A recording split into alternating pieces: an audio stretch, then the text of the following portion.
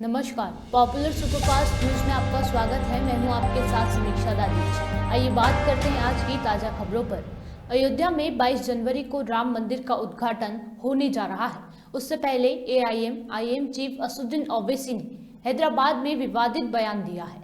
ओवैसी का बयान social media पर वायरल हो रहा है। वायरल वीडियो में ओवैसी ने कहा कि जहां हमने 500 साल तक सजदा किया, आज वह जगह हमारे पास नहीं है।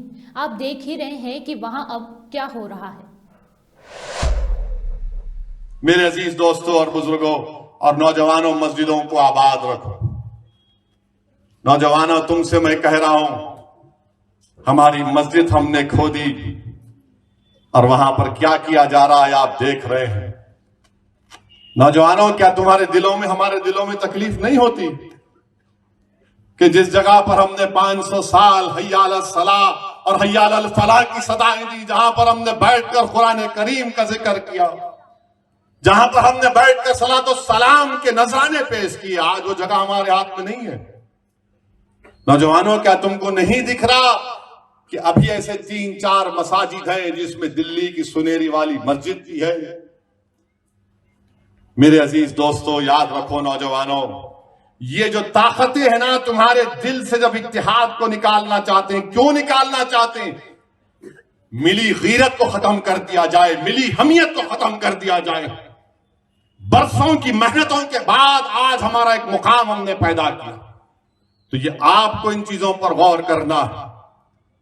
अपनी मिली हमियत को, मिली अपनी ताकत को बरकरार रखिए। नौजवानों, मस्जिदों को आबाद रखो। कहीं ऐसा ना हो कि मस्जिदें हमसे छीन ली जाए।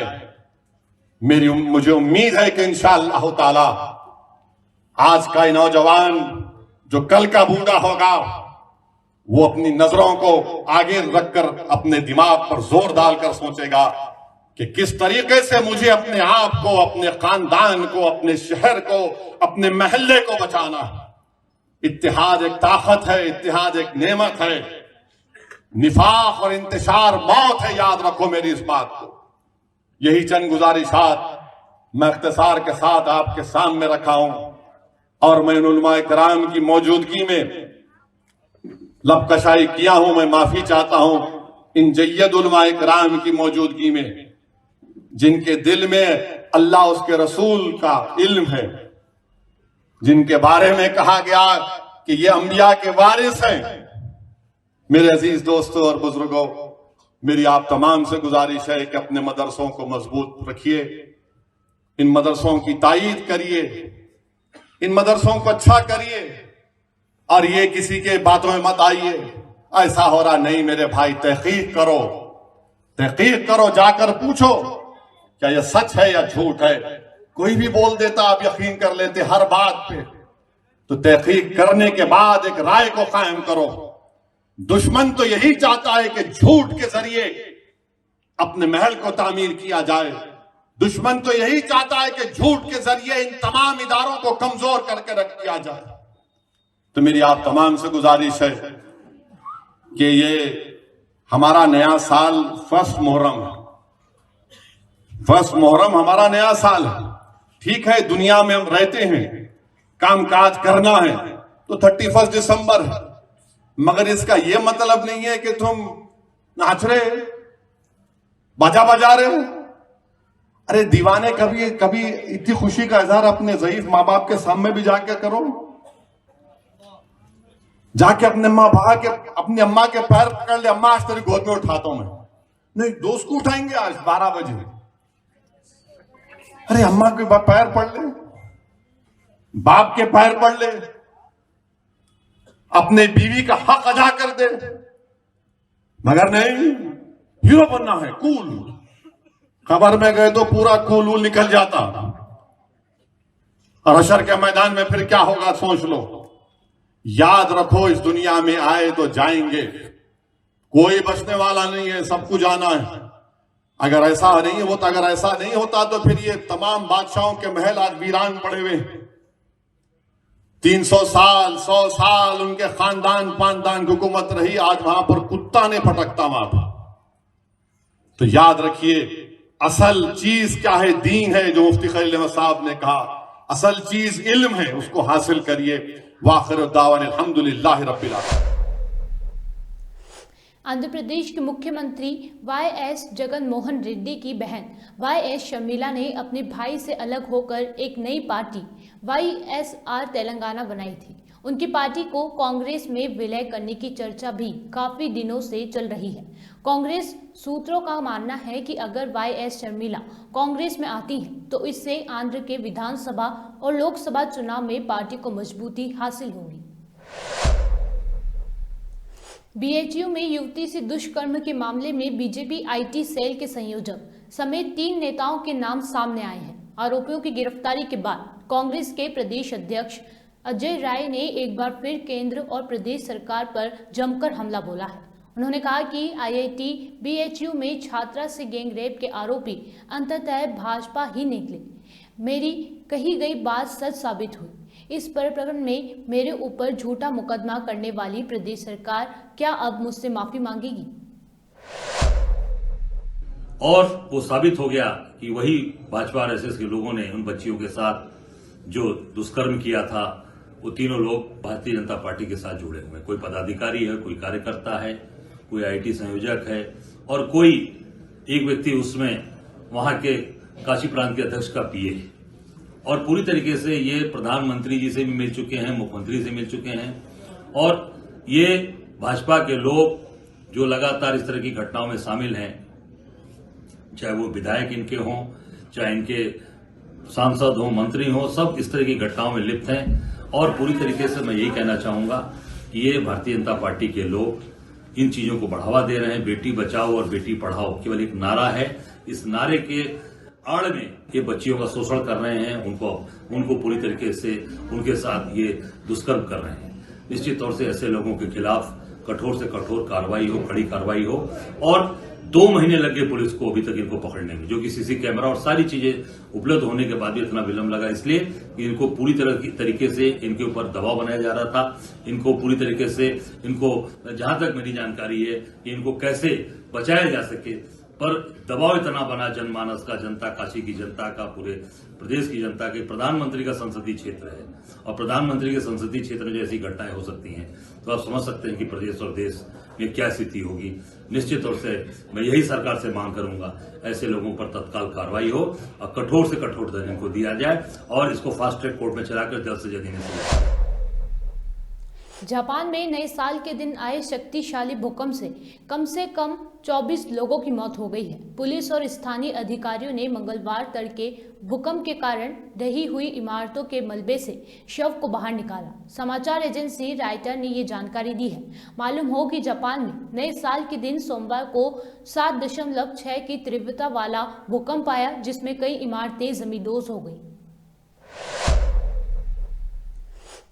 इजराइल ने रणनीति बदलते हुए गाजा में सबसे बड़े शहर गाजा सिटी से टैंकों की टुकड़ी वापस बुलाई है। इतना ही नहीं, गाजा के विभिन्न इलाकों से सेना की 5 ब्रिगेड के हजारों सैनिकों की वापस बुला लिया है।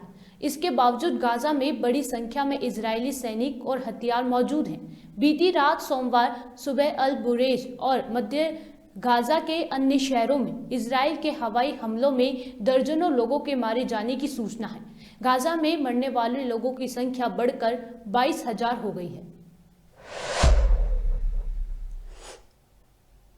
मिशन 2024 के लिए मुस्लिम महिलाओं को बीजेपी से जोड़ने के लिए बीजेपी के द्वारा शुरू किए जा रहे शुक्रिया मोदी भाईजान कार्यक्रम पर भड़के एसपी सांसद शफीकुर रहमान बर्क। उन्होंने कहा कि लुभाने के लिए जो काम किया जा रहा है वह मुस्लिम औरतों के मिशन के खिलाफ है, क्योंकि किसी के मोहताज नहीं है।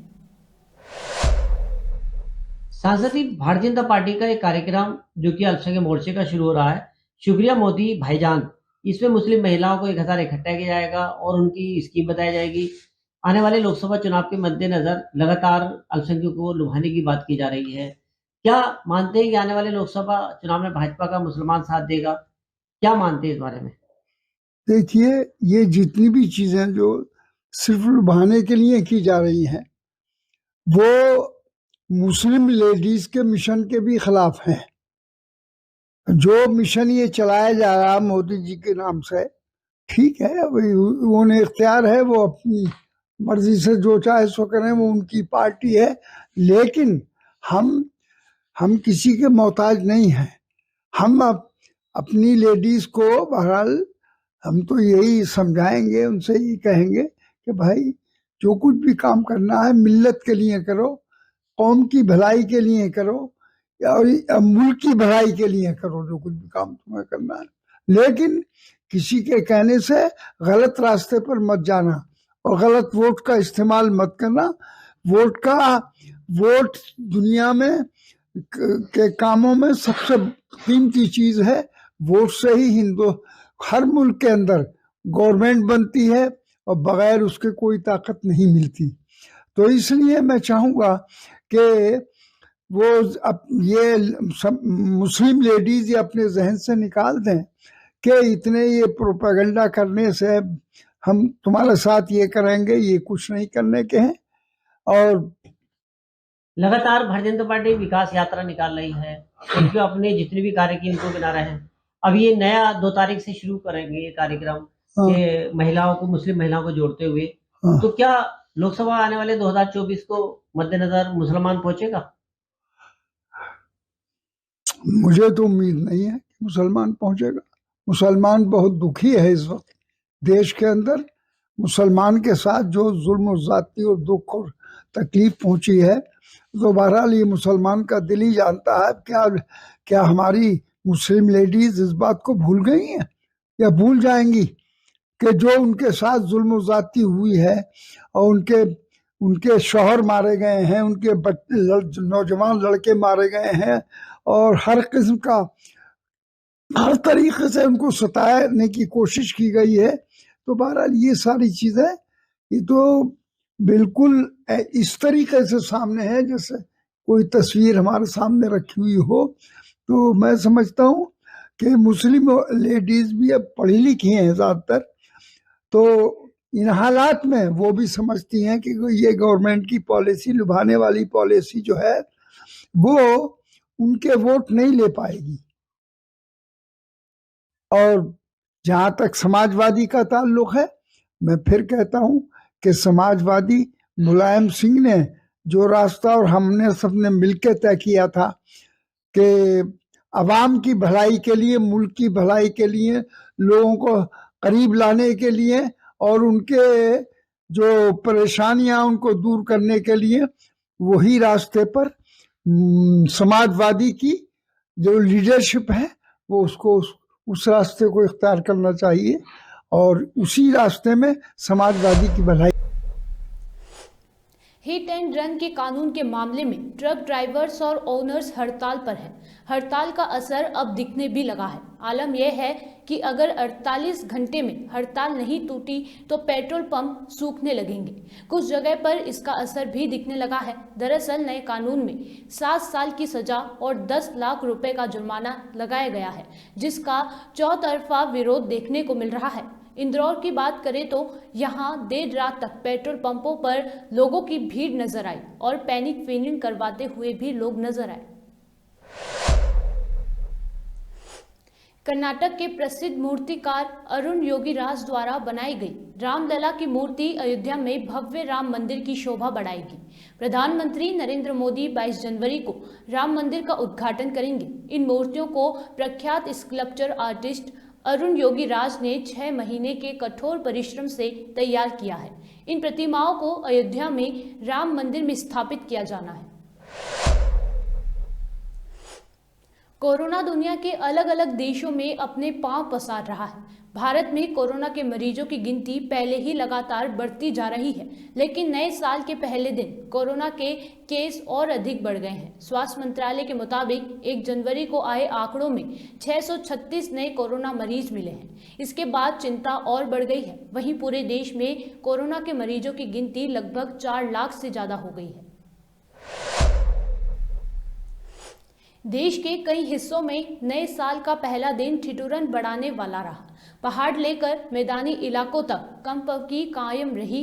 पंजाब, हरियाणा, चंडीगढ़, दिल्ली और उत्तर प्रदेश के कई इलाकों में न्यूनतम तापमान 4 से 8 डिग्री सेल्सियस के बीच रहा।